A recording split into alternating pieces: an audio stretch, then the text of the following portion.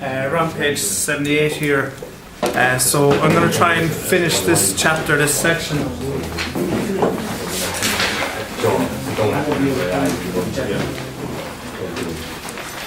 I'll hope to send you on the results of the test next week with some comments. Now, kind of, as I said to a few people, the material in chapter 1 is the hardest stuff. This is worth 25% of the 70, which is 17.5%. So this question on the exam is worth nearly the same as last week. So, you know, and then there's another question, the control charts, which again is very, very straightforward. That's question 4. So there's 35% of, to be honest, I think fairly handy stuff on the exam paper. The other stuff is more difficult, granted, but if, say, the test didn't go well for you, there is easier stuff coming. So we spent a small bit of time kind of explaining what these things meant. The idea that you had a load of data. We'll actually see in the maple, I kind of show examples of where the raw data would come from and how it would end up like this. So there'd be raw data somewhere like so for here. There's 180 data points. There's no real point listing all of them. Obviously if you're on a computer or something like that, that's fine. But if you're trying to summarize things, there's no point throwing out the 180 data points. So one thing to kind of simplify it is to put into what's called the frequency distribution, and it's put into these bins. So you basically look at the data and say how many data points are between 0 and 1, or there was 6 to 6. Now, in a weird way, you can't have 0 and 1 with continuous data, but if it's data you could have, the 1 would go here rather than here. That isn't really an issue for us, to be honest with you. And so this is what this is saying. So this one here, there's 32 pieces of data between 2 and 3. Between 2 and 3, that's a bin or a class. We've got some formulas knocking around. The C is the width of a class. So here it's 1, and we're always going to have the classes the same width. It won't change the C form. No, it will, but I'm just saying in each question there'll only be one width. So we did a few of these, just formulas for the average, the sample mean, the population mean, which are the average, and there's formulas for the population standard deviation and the sample standard deviation. If for whatever reason you think you have all of the data, use this one. If you think it's a sample where it's some of the data, you use this one. So we did, I think, one example of that. Use those two formulas on this. The D, so the A is what you assume the average is. It doesn't really matter what you pick, but if the numbers are nicer and smaller if your guess is kind of halfway reasonable. So here, like it'd be probably reasonable to say half, 1.5, 2.5, but bigger than this probably not. But most of the data is around there. And you assume that the average is one of these midpoints. And then the D then is how many bins away you are, in plus or minus. So this is +1 away, this is -1 back. Then you have the formulas. You don't learn what table to do. You look at the formula and you say, what do I need? I need f by d, so I put f by d. I need f by d squared, so I put d squared, and then f by d squared. Some people might do that in one go. I think you're worth taking your time on. Would you give them the table like you're not going to layout? No. You just give them You give them the formula. Okay. And then from the formula you figure out what you need. So the two formulas, as I said, you need to add up the f's, so you need the f's. You need to add up the f by d. You need to add up the f by d squared. So that's like that. So that's the mean and the standard deviation. Now the other kind of statistics that you're interested in, so median is one of them, and there's two ways of doing it.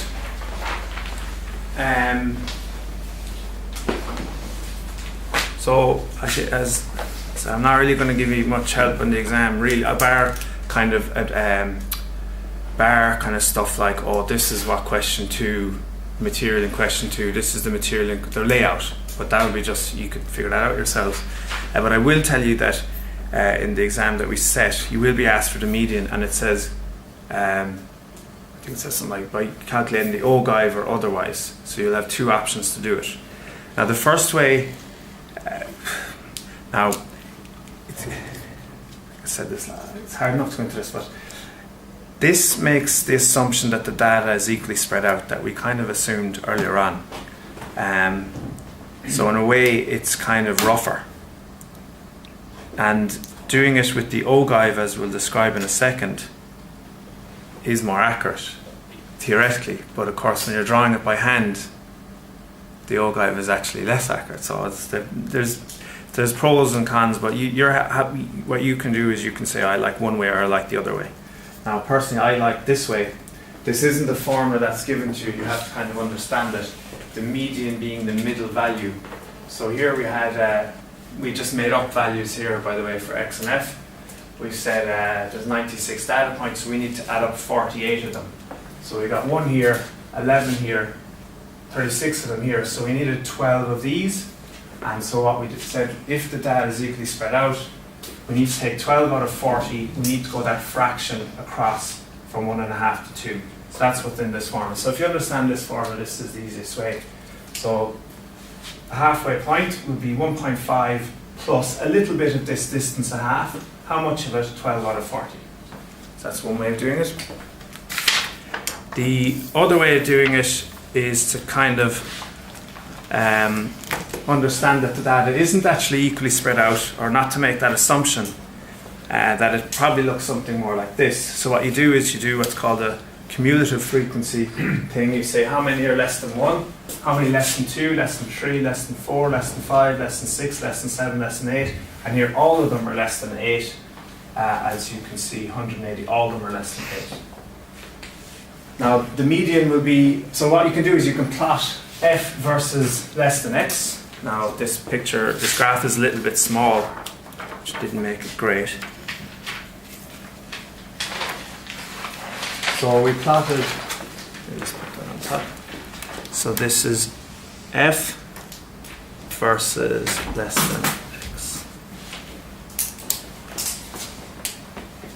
And as we saw, all 180 data points should probably be less than X. So how many are less than 0? There was none. How many less than 1? Quite a few. In the exam situation, if you choose to do it this way, you have a little bit of exam paper or graph paper in the middle. You can do a more accurate one. Now we want to find the values such that 90 of them, that's half, are less than it. So there's 180 data points in total. You want to find the values such that half is less, half is bigger. That's what the median is. So here you've got the kind of the small and the big. Now that's kind of the wrong picture because really it's down here. Here's the big half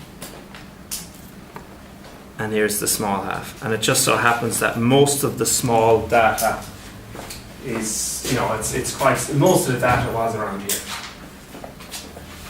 So you find that number such that half the data is less than this, 90 out of 180, and you find whatever it is. Obviously graph paper is more.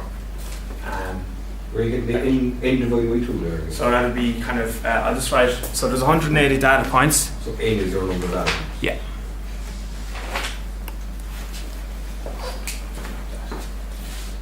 There's an interquartile range. We'll probably do that in an example, so I won't say too much about it. Okay.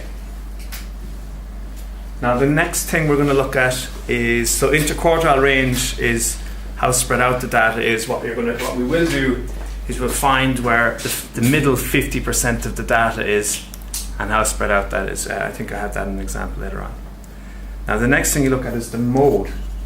Now for data that you have all the data points in front of you, it's the one that occurs most often, but actually a more accurate thing to say is it's the one that is most likely in a certain sense. So if you're looking at this one here, now the easiest thing to say is the most likely thing to see, most of them are between 1.5 and 2. So a reasonable shout is 1.75, but we do a little bit more than that. So I have a little thing here. We expect the most popular data point, really that's kind of the most likely one, to be closer to 1.5 rather than 2. Now imagine this curve isn't here. So this is supposed to represent the true underlying distribution, and here we've just got some samples from it, and we do a little histogram. So really the answer is kind of supposed to be this peak. Now it's coming very, very close to 1.75. I'll just go a little bit closer to 1.7 there. So this is the mode underneath the peak. Now you don't have the curve thing, so you don't know where the peak is. So we kind of have to come up with a little rule of thumb. I'll kind of explain where it comes from. Now, first of all, because there's more data to the left, over here, and to the right, you expect that the peak is actually closer to the left. So the most likely should be closer to 1.5 rather than 2. Now, there's a formula down there. I'm going to draw it kind of graphically as well. So what turns out to be a reasonable guess at where the peak would be is if you join up these two lines. So down here, up to the corner, and over here, up to the corner. And if you kind of mess around with this, you'll see that when this is bigger, this is more likely to, imagine if you put this way up here, they're going to intersect here. So you're going to have, this is going to make, where these intersect basically is where you think the peak is.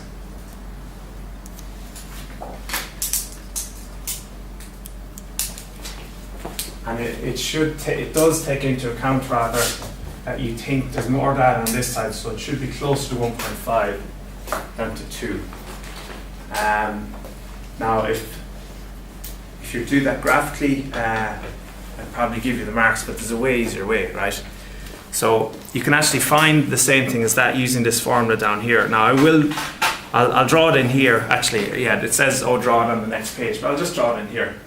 What are we looking for here? The mode, is it? The mode line or? The mode. So it's a number that is somehow the most likely. So if you had millions of data points, it would be the one that would occur the most.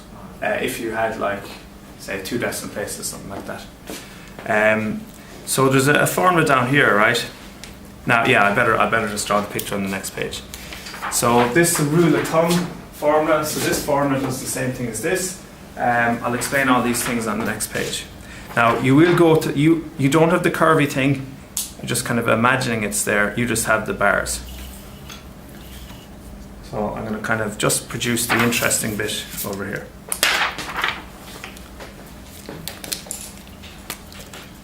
So you've got the bin where the largest number of data points live. You've got the adjacent ones.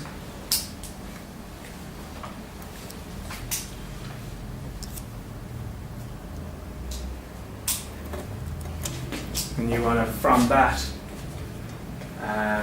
estimate the mode. So you can do the intersecting thing, but the formula is a lot easier. So the formula is on the back. So what you want to do is you want to start here. It's going to be bigger than this because it's going to be between these two.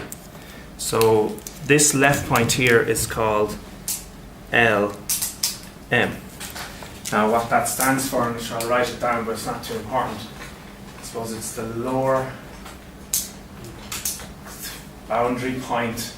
That's what the L stands for, left or lower of the, this is called the modal class, where the most of the data is, well, not the majority, but it's got more than any of the other ones. So this here is the modal class. So M for modal.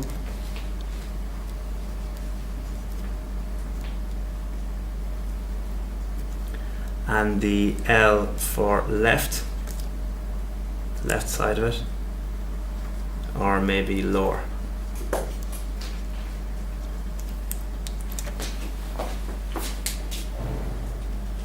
The C is as before. The C is just the width. So the bin or the class width.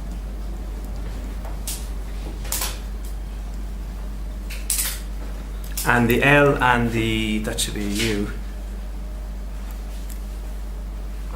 The L and the U are very, very easy. So the L is just the difference between these two. So this is L, little l, and then this distance, U. and they stand for kind of lower difference and upper difference. And there's a formula on the previous page that gives you the same thing as the intersection. That formula there. So the mode will be the LM, the left side of that, plus the width, which you'll know. L is the difference in the frequencies on the left, or the lower difference, and U will be the difference on the right. So we will have examples of that a little later on. That formula is on the exam paper. Okay.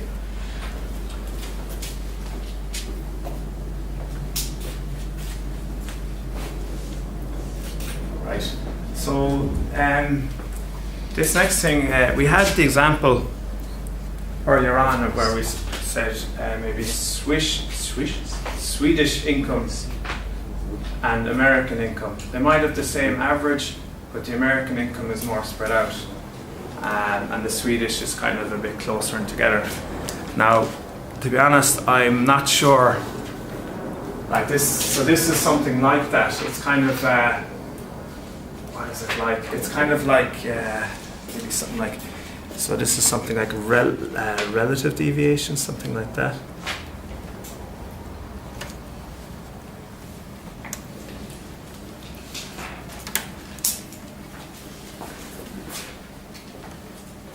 So it's saying, say if the average is 100, how big is the spread? So I'll probably draw a picture down here. So it's kind of comparing, certainly probably for positive data more than data could take on other values. Say if the average is 100 and the standard deviation is 50. So it's like half the value is kind of counting how much it's spread out. So versus something like maybe something that would be very, very small like this. So for example, heights of people. The average height might be 178 centimeters and the standard deviation might be 10. So the standard deviation is small in comparison to the average, something like this. I actually, apart from this module, I've never seen this before. I can only presume it comes into things like control. So we'll just kind of draw a picture. Now it's concentrated and spread out. That's probably not the right way of looking at it, to be honest with you. So maybe you have something more like this. So it's kind of comparing things, I'd say, that have the same deviation actually, but different means. So something like this. So I'll draw a fairly sharp peak around 2, something like that, versus a sharp peak around 8.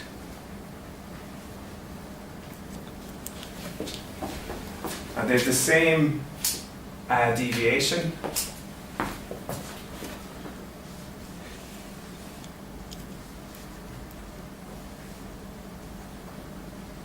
I.e. the same sample standard deviation approximating the population standard deviation.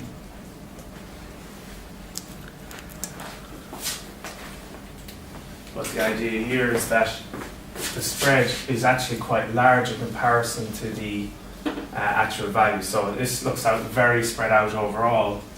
So in terms of standard deviation, this isn't spread out that much amongst the mean, but it's very, very kind of narrow where it is. As I said, it's a kind of a weird thing, but as I said, so heights are all our heights. If you draw a graph of them, you know, it'll just be a peak around 177. There'll be nothing really below 100 centimeters, for example, versus something like income where it'd be very, very different. Maybe the average is 23, and well, that's a bad example again. I haven't got a very good example of something like this. So it's basically saying how big is the deviation in comparison to the mean. Here the deviation is similar. Maybe the deviation might be something like 1, standard deviation. So maybe here, let's say mu is equal to 2 and sigma is equal to 1. So the coefficient of variation is 1 over 2, 50%. So a lot of the average is just deviation, and over here maybe the average is 7. The standard deviation is the same, and the coefficient of variation here is just 1 and 7. So it's approximately 14%. as I said, to be honest, I've never really seen it anywhere except for this module. I'm not fully, I don't fully understand it, to be honest. Well, yeah. Well, if you had something that has very high coefficient of variation, basically all of it would be like noise. It'd be like there's no really well-defined value. So if the coefficient of variation was 1, say maybe the average was 4 and it was spread out at 4, it just seems pretty random. Most of it's not like most of the data is near 4 or anything like that. It's all spread out. On average, the data is 4, but it's very, very spread out. So there's no like well-defined value. Versus something like this or heights, it would be much more like that. So the height for this would be something like 10%. So when you talk about human height, you have a fair idea. Data like this, you don't. Is that meant to be all the one code? No, two different.